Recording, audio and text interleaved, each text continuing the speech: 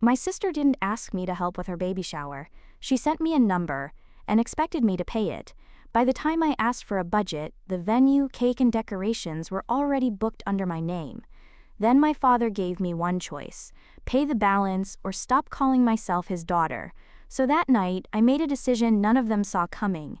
By morning, my phone wouldn't stop ringing. My name is Colleen. I'm 36 years old, and for most of my adult life, I was the person my family called when a number went wrong. I work in procurement.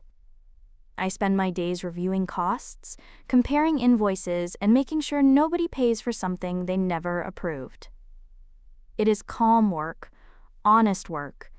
Numbers do not lie to you, and they do not love you less when you stop paying. It took me an embarrassingly long time to notice that I had built my whole life around numbers, precisely because the people in it never followed those rules at all. Welcome back to Rose Untold Stories. Here we tell stories of family betrayal, hidden secrets, painful sacrifices, exclusion, late justice, and the quiet moment someone finally stops proving their worth and chooses a life of their own. If these are the kinds of stories you love, let's begin.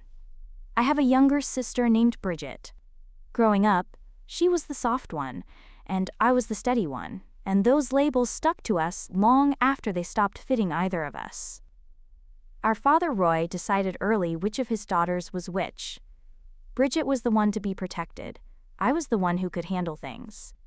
At the time, I thought being called capable was a compliment. Looking back now, I think it was just the family's way of deciding I would be the one who paid. And I did pay. For years. Quietly. Without ever quite deciding to. It started small, the way these things always do.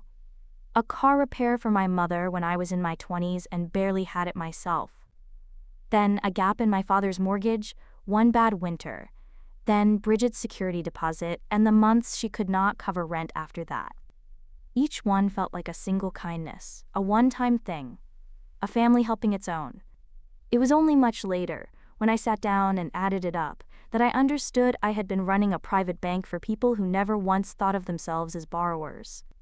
I want to be fair to them, because they were not monsters, not exactly. My mother worried out loud and did nothing. My father believed, deep in his bones, that I owed the family because I was the one who could help. Bridget mostly let it happen because she had been raised to be caught and I had been raised to be the net. Nobody had deliberately designed the arrangement. They had simply accepted it for so long that I had never once argued with it. It was never really about the money. What I could not see was what all that quiet paying was doing to me, to Bridget, and to the relationship between us. Because Bridget and I loved each other. When we were girls, we shared a room, and on nights our parents fought, she would climb into my bed and I would tell her stories until she fell asleep. Whatever the family made us into as adults, underneath it there were still two sisters who had gotten each other through a loud childhood in a quiet room. That was the relationship the money slowly poisoned. There was one thing that was mine the whole time that I never told them about. For years, alongside every payment I made for them, I had been quietly saving. Not much at a time. A little from every paycheck, moved into an account I never mentioned at a single family dinner, because I had learned that anything I was known to have was treated as something the family had not spent yet. It was my one secret, my escape hatch. I had a number in my head, a specific one, the amount I would need for a down payment on a small house of my own. For years it sat just out of reach, and then that autumn, for the first time, it did not. I had almost enough for a home, my own home. The first thing in my entire adult life that would be for me. I did not tell anyone. Part of it was superstition, the way you do not say a good thing out loud in case saying it breaks it. But the truer part was that some quiet instinct in me already knew that if my family found out I had money set aside, they would find a reason it was needed elsewhere. I had learned that lesson too many times to ignore it. So I held my secret and my down payment close, and I let myself, for a few weeks, actually imagine a front door with my own key in it. Then Bridget got pregnant. And the family found a new thing to want. The baby was a girl. Bridget and her husband Adam were going to name her Poppy. They had both said they wanted something small, but almost the moment the news settled, my mother and father began planning a celebration for her that had very little to do with a baby and everything to do with how the family would look while celebrating her. A baby shower, but not a small one. My father does nothing small when other people are watching.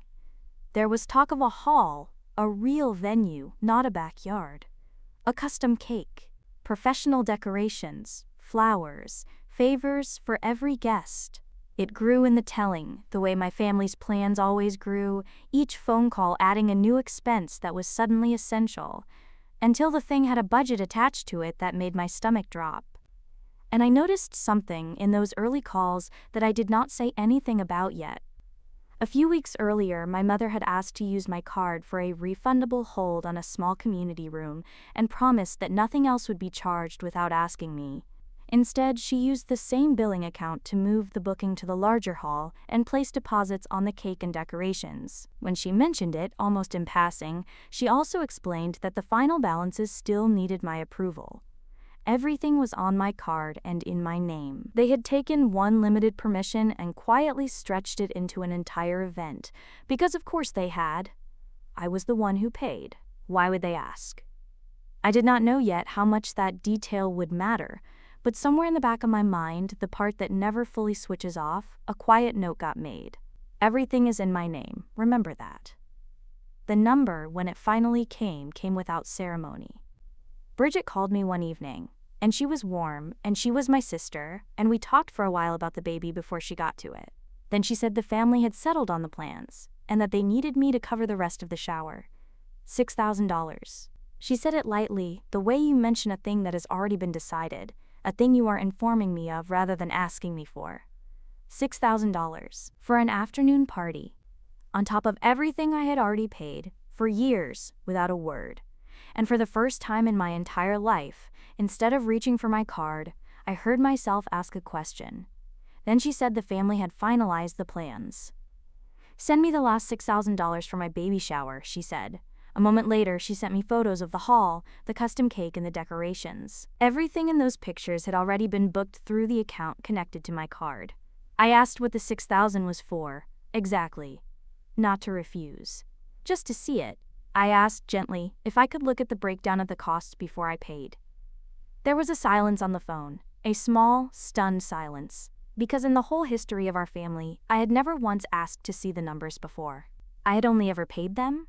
I did not know it yet, standing in my kitchen with the phone against my ear, but that one small question was the beginning of the end of everything I had been to my family, and the beginning of the first thing I would ever be for myself. The blowback came fast, and it came from every direction at once. Within a day, my simple question had traveled through the whole family and been rewritten into something ugly. I had not refused to pay. I had asked to see a budget, but by the time it reached my mother, it had become a story about how Colleen was making Bridget's baby about money, how I was being cold, how I was punishing my pregnant sister over a party. My mother called and asked how I could do this to Bridget in her condition. The word selfish appeared, and once it appeared, it multiplied. Selfish. After everything the family had done for me. As if the ledger ran the other way, as if I were the one who owed. I kept trying to say the same simple thing. I was not saying no, I was asking to understand what I was paying for, one time, after years of never asking. But you cannot reason with a family that has decided you have broken a rule they never told you existed. The rule was that I paid and stayed quiet. I had broken it by opening my mouth. Then my father called, and my father did the thing that ended it. He did not raise his voice, that was almost worse. He told me, calmly, that family takes care of family, and that if I had forgotten that, maybe I'd forgotten what family was. And then he said the sentence I will hear in his voice for the rest of my life. He told me that if I would not pay for my sister's shower, then as far as he was concerned, I was not his daughter anymore. I want to tell you I was ready for it. I was not. I stood in my kitchen and felt the floor drop out from under me. Not because the threat was new in its cruelty, but because it was suddenly, finally, honest. My father had just told me the exact terms of my place in the family. My daughterhood was a payment plan. As long as I paid, I was his. The day I stopped, I was nothing. Underneath the hurt, something in me went very quiet and still. My father thought he had delivered the blow that would make me pay. Instead, he had answered, in one sentence, the question I had been afraid to ask my whole life. Did they love me? Or did they love what I gave? He had just told me. And now I did not have to wonder anymore. I hung up. I did not cry right away. I sat down at my own kitchen table, my work instincts taking over when everything else was too big to feel, and I did the thing I had never let myself do in all those years. I added it up. I had kept everything. That is the thing about me, the thing that is either a strength or a sickness, depending on the day. I keep records. Every transfer, every repair, every rent gap, every emergency I had quietly covered for a decade and more. I pulled it all together that night, at my own table, under the light, and I made it into a single clean total. I am not going to give you the number, because the number is not the point, and because I have learned that when you say a number out loud, people argue with the number, instead of hearing the truth underneath it. It is enough to tell you it was more than a down payment on a house. It was more than the thing I had been secretly saving toward for years. Over all that time, I had given my family, and never once been given back, an amount of money that could have bought me the front door I was still dreaming about. I sat and looked at that total for a long time. I did not feel angry, exactly. I felt something closer to grief, because that number was not just money. It was every year I had chosen them over myself. It was every time I had said yes when a quieter, more honest part of me had wanted to say no. It was, laid out in one column, the entire cost of being loved for what I provided. And then, because I am who I am, I did one more thing before I let myself go to bed. I looked at the shower, the deposits, the ones my family had put on my card and in my name without asking. I pulled up the reservations, the hall, the cake, the decorations that had already been ordered for the following week. And I realized something that made me go very still at that table. Because everything was in my name, everything was still mine to control, the hall was booked under me, the cake order was under me, the deposits were on my card. My family had, in their certainty that I was nothing but the account they drew from, put the entire event under the authority of the one person they had just told they no longer considered family.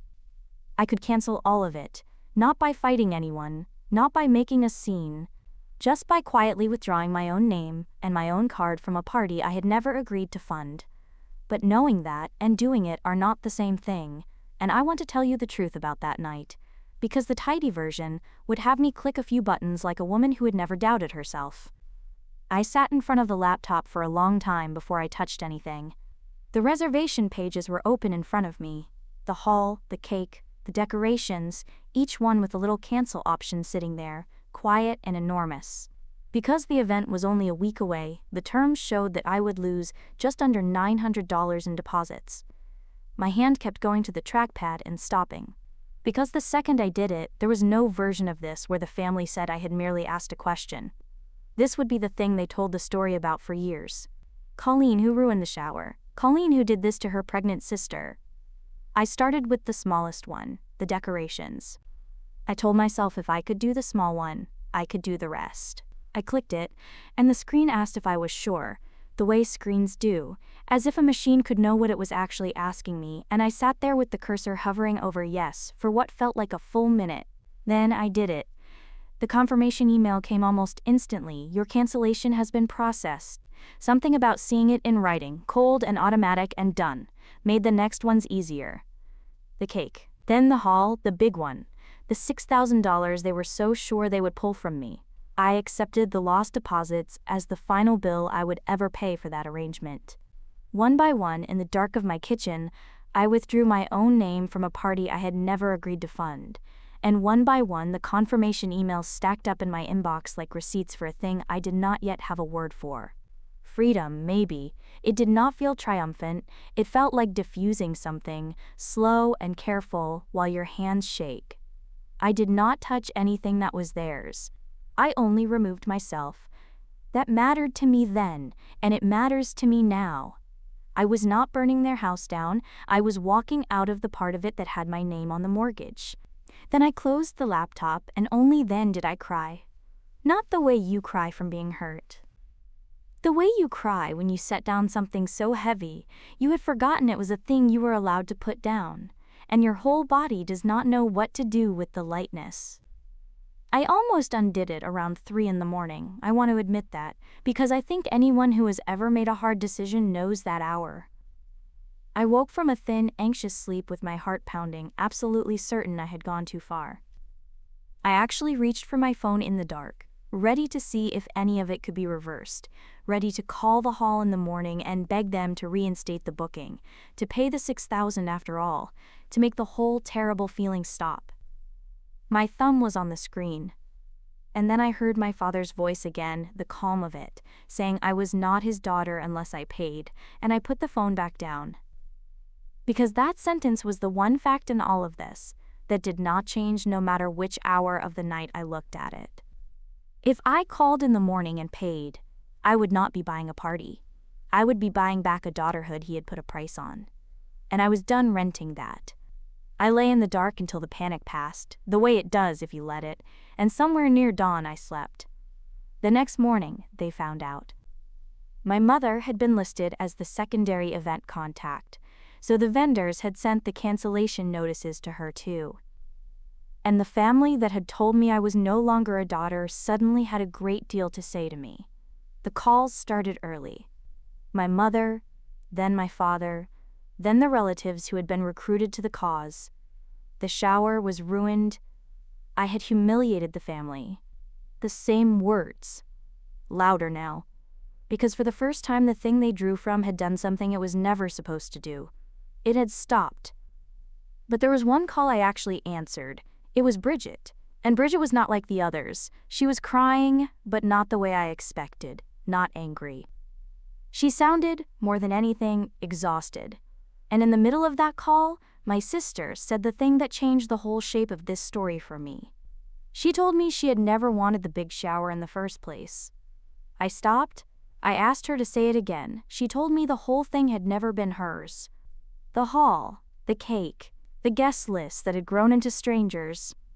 None of it was what she wanted. Our father had wanted it, for how it would look.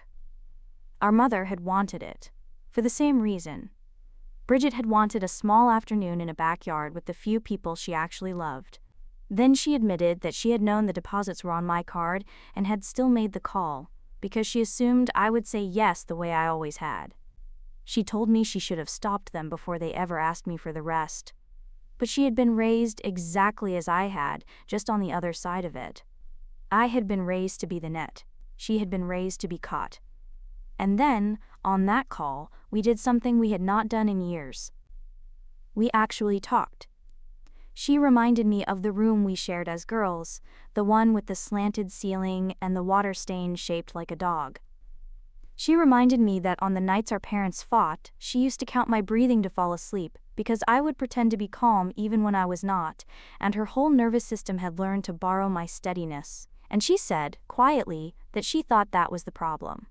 That she had spent her entire life borrowing someone else's steadiness, instead of building her own, and that she had let the family hand her a life the same way she had let me hand her calm on those nights. She said she was tired of being the one things happened to. I told her something then that I had never said out loud.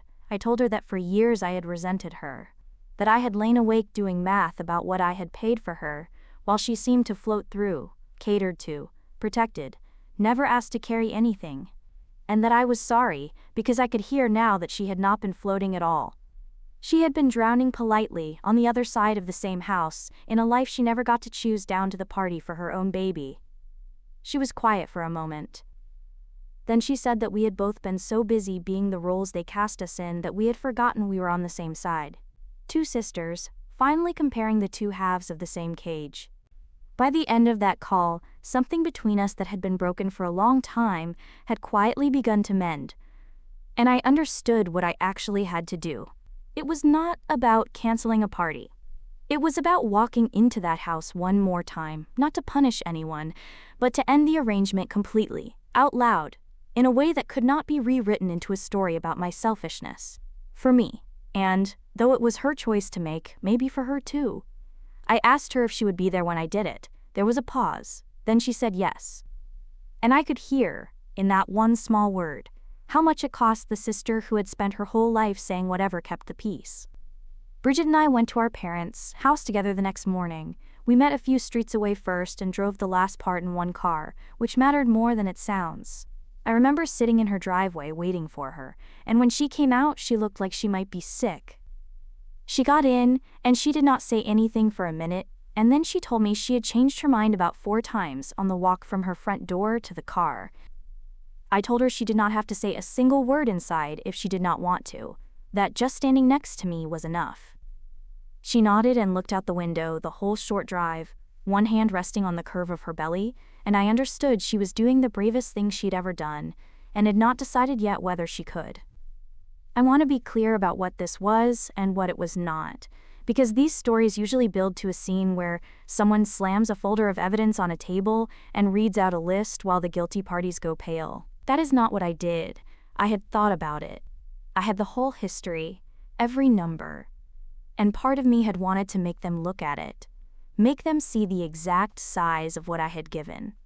But somewhere between my kitchen and their front door, I let that go. I left the list at home. Slapping a spreadsheet on their table would have made it about the money, and it had never really been about the money. So I walked in with nothing but the thing I had finally decided. My father started, before I had even sat down, already building the case, already talking about family and loyalty and everything they had done for me. My mother hovered near the kitchen doorway, wringing a dish towel she was not using, and I let him finish, because I was not there to argue. When he was done, I said the only things I had come to say, and I said them quietly. I told them I was not going to pay for the shower. I told them I was not angry about it, which confused him more than anger would have. And then I told them the real thing, that for years I had believed paying was how I kept my place in this family. And that the night he told me I was not his daughter unless I paid, he had finally made it clear he agreed. That my place here had never been about love. It had been about a balance that had to stay in their favor. My father reached for the sentence again, the "not my daughter" one, the weapon that had always worked. And this time it did not land, because I had already decided it could not. I told him he did not get to use my belonging as a lever anymore. No more surprise charges. No more accounts opened in my name. No more emergencies I was expected to absorb in silence. Not out of spite. Because I was finally done paying rent on a family that was supposed to be free. And then something happened I did not plan for. My mother spoke. She had been silent the whole time, and when she spoke it was not to defend my father. She said my name, just my name, in a way I had not heard in years. Then she admitted that she had spent years telling herself I did not mind because I was the strong one, and that maybe calling me strong was simply how she avoided admitting how much they put on me. It was not a full apology, and it did not excuse using my card. But it was the first time in my life I saw my mother as a woman who had also been handed a role in a house she did not build. I did not forgive her in that moment. But I understood her a little, and sometimes understanding is the thing that has to come first. And then Bridget stood up next to me. That was the part they did not expect. Bridget, the soft one, the one who was always caught. She was shaking.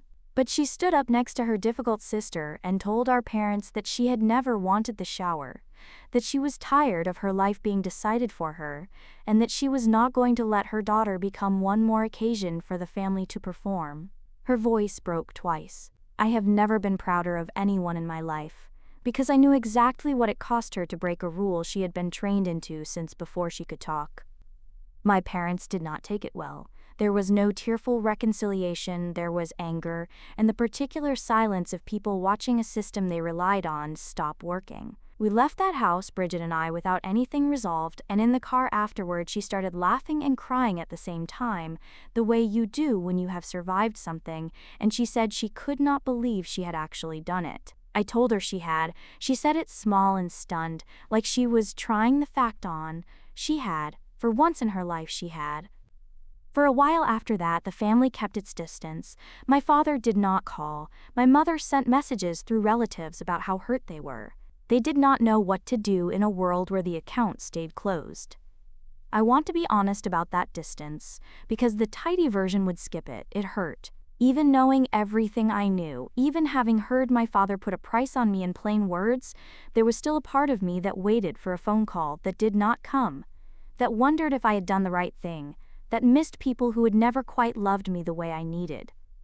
Drawing a line does not mean you stop grieving the family you wished you'd had. It just means you stop paying for the one you actually got. But here is what that quiet distance made room for. I bought the house.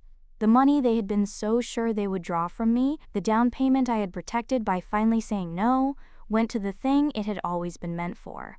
A small house, nothing grand, 2 bedrooms and a kitchen with bad light and a front door that stuck in the damp, and none of that mattered, because it was mine. I remember the day I got the keys. I stood in the empty living room in the late afternoon, in the particular silence of a home no one could put a charge against, and I cried the kind of tears that come when a door you only ever dreamed about turns out to be real and solid and yours. The first piece of mail that came to that house was an ordinary utility bill. I sat at my new kitchen table and paid it, and it felt nothing like the 15 years of payments behind me, because this one was mine for my life, for a roof over my own head. That was the first time paying a bill had ever felt like freedom instead of a toll.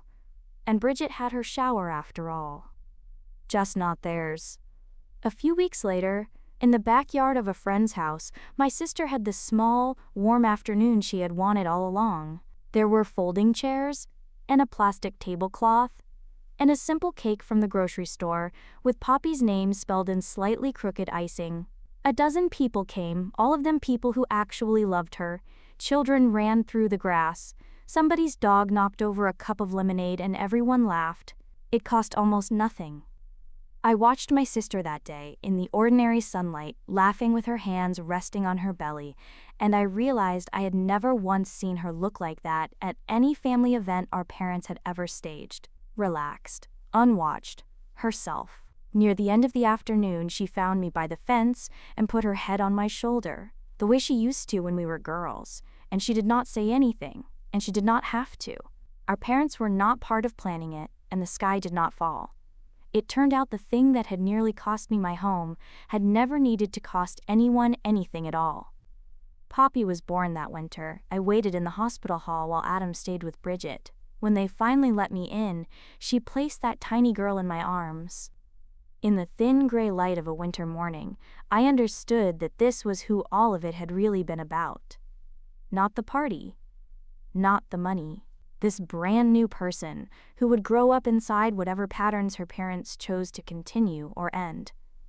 And then, a couple of months after Poppy came, my sister called me and asked me to teach her how to make a budget. I want to tell you about that afternoon because it is the thing I am proudest of in this whole story. She came over to my house, the one with the sticking door, and we sat at my kitchen table with the baby asleep in a car seat on the floor between us, and I got out paper and a pen because I have always thought money makes more sense when you can see it in your own handwriting. And I watched my sister do the thing our family had spent both our childhoods making sure only one of us would ever learn. She looked at her own numbers. At first, she flinched. When we wrote down what things actually cost, what a baby actually cost, her hand went still, and her face did the thing I have seen 100 people do, the fear that arrives when the vague becomes specific. I told her the fear was normal, that a number is never as frightening once it is written down as it is when it lives in the dark. And slowly over that afternoon, I watched something change in her. She stopped looking at the page like it might bite her. She started asking questions. She started, for the first time in her life, to plan instead of hope. At one point she looked up and said she wished someone had taught her this 20 years ago. And I said, gently, that someone was supposed to. That was the whole point. In our family, the knowledge of how to hold your own life had been treated like a burden for one daughter to carry, so the other would never have to. I was not going to pass that down. Neither was she. Poppy was going to grow up watching her mother read a bank statement without fear, and that, more than anything I could ever put on a card, was the inheritance I wanted for her. My parents and I are not fully all right. I want to tell you the honest thing rather than the neat one. We speak now, carefully, sometimes. I ran into my father a few months later. at the grocery store of all places, both of us reaching for the same ordinary errand. We stood there for a moment. He did not apologize. He asked how the house was. I said it was good. He nodded and looked like he wanted to say something else and did not, and we went our separate ways down different aisles. That was all. But he had asked about the house. My house, the one I bought with the money he tried to take, and I think in his own limited language that was as close as he could come to admitting I had built something. I have stopped waiting for the apology. I decided a while ago that his apology was not going to be the thing my peace depended on. Some doors you leave open a crack, not because you expect anyone to walk through, but because you would rather be the kind of person who left it open than the kind who nailed it shut. Before we go, tell me this. Have you ever paid, in money, time, or silence, to keep a place at a table that should have been yours for free? And what changed when you finally stopped? Tell me in the comments. Your answer may be the reason someone else realizes they are allowed to keep their own front door. Here is what I understand now. I used to believe giving money was the same as giving love, that the more I paid, the more I proved I cared. I do not believe that anymore. Sometimes the most loving thing you can do, for yourself and for the people you love, is to stop paying and start telling the truth. I did not save my sister by writing one more check, and I did not save her by refusing one either. My no simply gave her room to make a choice of her own, and for the first time she did.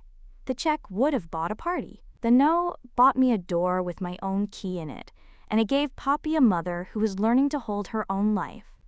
Those things were worth far more than anything I ever put on that card.